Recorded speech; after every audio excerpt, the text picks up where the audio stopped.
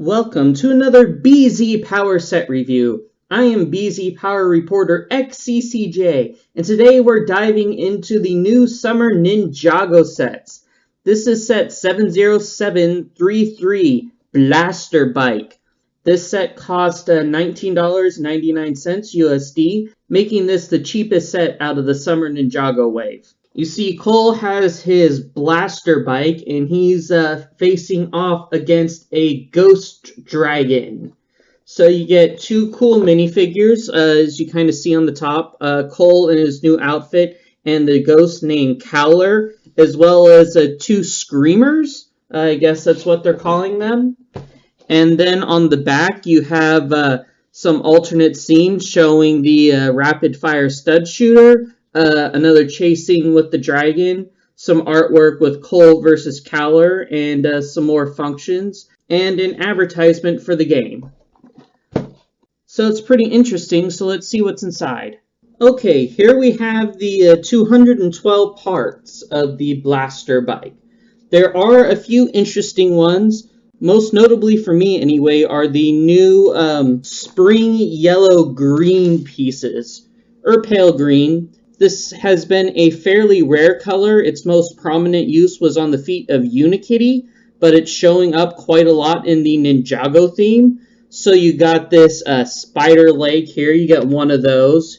You get a couple of katana pieces in this color, smattering of cheese slopes, as well as some spikes. So it's kind of cool to see that color coming around. Crawler also has that color on his hands, but the other cool bit is the trans neon green. Here you can kind of see Crawler's face. He has some fangs going on, and he also has the transparent legs. So we had trans blue in Chima last year, so we're getting a lot of trans green in Ninjago. You also have the screamer pieces. You get two of them with two different designs, and they're supposed to fit over the heads, but are also like little ghost things flying around. So that's a neat addition. You have this new sword piece that's kind of dark blue and trans green, so that definitely looks spooky. You have the headscarf piece in dark blue now. This is the new Shriekin. It's actually a dark trans black color. You'll add some spikes to the end, and then these bits you can hold on to.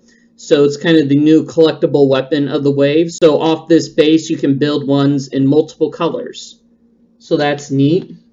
You have the purple straw hat. I believe that's fairly new. Shoulder pads in black. I believe that's fairly new. Moving on, you also get some wedge pieces in brown. They have the earth-like detail here. We've seen this in a couple of Cole's other sets in the past few years, so still nice. You have the big black one too. We'll put some stickers on that, as you can see here. So the earth symbol appearing a lot. This spike piece that we're familiar with. We do have the Bionicle multi-stud shooters. This one's in black, so that's a uncommon color for this piece, I believe. Also exclusive to the set are the gold exhaust vents, which kind of caught me by surprise. So if you like this piece, it's in gold now. I guess that would be cool for steampunk. And sand green curve slope, as well as some pipes, wheels, Technic bricks, other stuff. So a fair amount of decent pieces here. So here we have the two minifigures. We have Cole in his new outfit for the summer wave.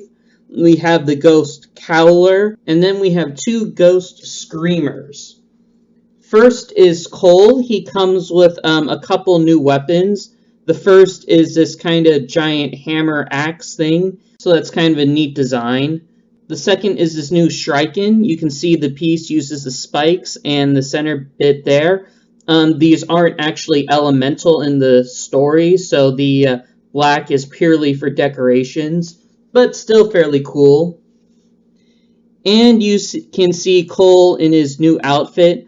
The Ninja helmet is the same mold that we've been getting, but it's now dual colored with gray on black, so that's pretty cool. And he has the same face we've had for a while now. And on the back, you can kind of see in there the Earth emblem.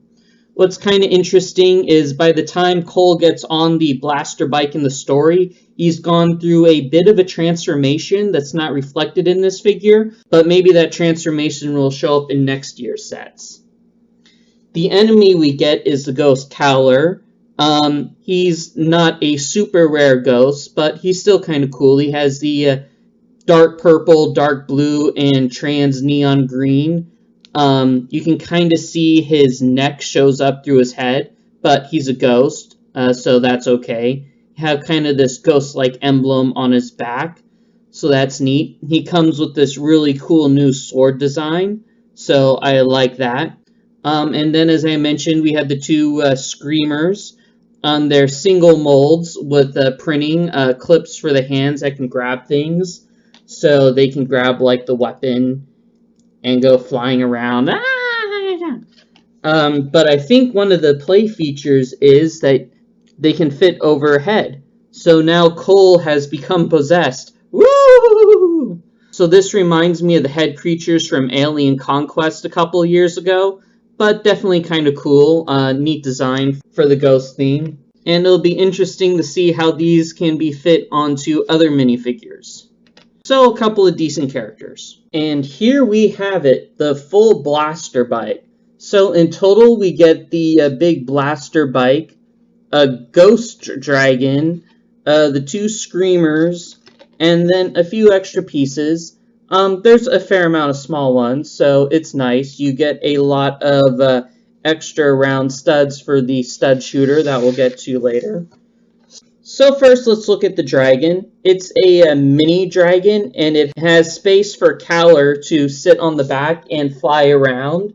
We'll remove him for a moment so you can get a better look.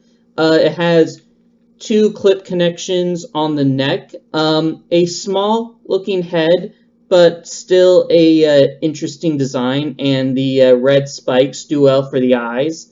It also has two spikes on the tail, which is kind of clawed with the spider leg, and then clip attachments for the wings.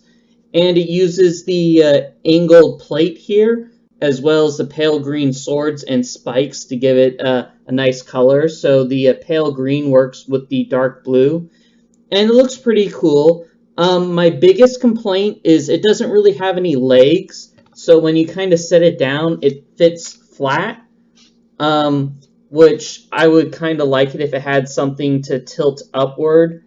So mini leg design maybe would have been cool. But for a dragon this small with this few pieces, I really think they pulled it off well. And honestly, this might be my favorite part of the set. Not super swooshable just because there's a lot of movement points so they can get in the way. But the posability also gives it a lot of character. Although you lose some of it when you put a Ghost Rider on his back. But it still works nicely for the secondary model in a smaller set. So the main feature here is Cole's blaster bike. Honestly, I think the words I would have for it are underwhelming. It just doesn't seem to stand out compared to some of the other bikes we've seen from Ninjago. To be fair, we have seen our fair share of motorcycles in Ninjago. Cole's is comparable to Kai's that came out in the second year, although Cole's is a little bit bigger. So in that essence, it's nice and rounded. It has a solid feel to it, and it definitely feels very Earth-like. We've seen some of other Cole's vehicles look very similar. One issue that I had right off the bat were the wheels aren't really flat. So when you try to pose it on its own, it falls to the side one way or the other. I thought like, wow, this is a huge design flaw. But the gold exhaust vents can be used as kind of kickstands, and that will hold it up. So it's not perfect because they're very loose in there, so it's really easy for them to slide down and fall over again. But, I mean, it works. The stickers are nice. They kind of blend in very well, but they still give it some pizzazz and an earth-like feel. There's a lot of gold, a little bit of brown here, although it feels a little unnecessary since there's not really any brown anywhere else. The main feature is the blaster guns, so they pull them up here. It is nice. They kind of fit snugly down there. You can't see them, and then boom, they come up. So there's not a lot to them. It's the same flick mechanism that came with the Bionicle sets this year. So you have the gear right here, and you can go pew, pew, pew, pew. Now, one issue is that putting the studs back on is a little problematic. It's easy enough for the ones on the outside, but the ones on the inside are really jammed in. This extension piece doesn't come up far enough, so getting the ones closest to the body are kind of a pain. Plus, you know, you're bound to lose a lot of studs this way if you launch these a lot. Not quite my favorite mechanism, but it does add a nice playability feature, and it is well hidden. Another interesting bit is if I pull Cole up out of here, there are two clips down here. One can hold Cole's weapon and the other holds his Earth flag. And he also has this new panel piece that his feet can go and slide into and hold him secure like that without an actual stud connection. This piece has been used in a lot of the Friends sets because the new mini dolls don't have the stud connection on the back of the legs, so they've been using this. And I guess designers like it so much that it's moved over to Ninjago. So it also allows him to get in a more comfortable pose. I can't help but feel that this bike is a little bit of a letdown. It's a nice bike, but it just doesn't stand out like some of the other Ninjago sets. In particular, there's another motorcycle that came out this year for Ninjago. This is from the Chain Cycle Ambush, and it is a much fancier motorcycle. And I cover this one in detail in another review. But it definitely has the pizzazz that I feel the Blaster bike doesn't have. I do like the feature that we have two bikes now for each side, so they can be used in a drag race or something. Or to face each other in battle. And if you don't want to get another set, you also have the dragon to fly in and attack. All in all, I can't help but feel that this is a mediocre set. The mini dragon is really cool, although it could use some legs, but it's the secondary model by far. The bike, it has balancing issues. It just lacks some of the pizzazz that other Ninjago bikes have had. The main feature are these rapid-fire stud launchers, but I'm just not a huge fan of them. And while they're hidden nicely in the design, they're still a little clunky to use.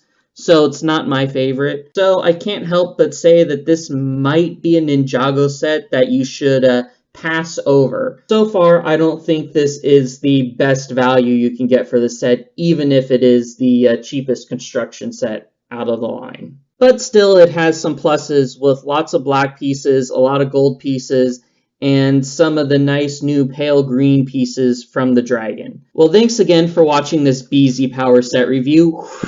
Make sure to like and subscribe to our YouTube page to be alerted to more future set reviews, including Ninjago. Thanks again for watching.